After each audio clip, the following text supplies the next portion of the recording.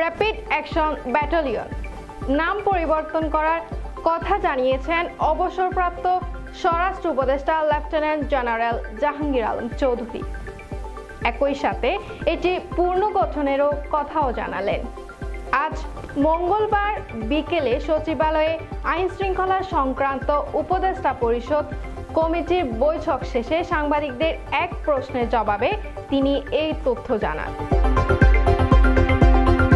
এই সময় স্বরাষ্ট্র উপদেষ্টা বলেন, র্যাবের নামে পরিবর্তন সহ বাহিনীটি পুনর্গঠনের বিষয়ে আলোচনা হয়েছে। আগামী সভায় নাম চূড়ান্ত হতে পারে।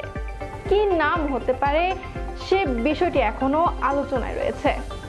2004 সালে পুলিশের বিশেষায়িত ইউনিট হিসেবে র্যাপিড অ্যাকশন ব্যাটালিয়ন গড়ে তোলা হয়েছিল শীর্ষ সন্ত্রাসী, দাগী ও দুর্ধর্ষ জঙ্গি দমনের উদ্দেশ্যে। তবে পরবর্তীতে বিভিন্ন মানবাধিকার লঙ্ঘনমূলক কর্মকাণ্ডে এই সংস্থার জড়িত থাকার অভিযোগ ওঠে।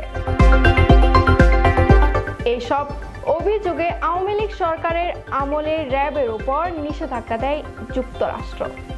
এদিকে অন্তর্বর্তীকালীন সরকারের গঠিত গুম সংক্রান্ত তদন্ত কমিশনের ভাষ্যমতে গুমের যে 400টি ঘটনা বিশ্লেষণ করা হয়েছে সেখানে 172টি ঘটনায় র্যাবের সম্পৃক্ততা পাওয়া গেছে।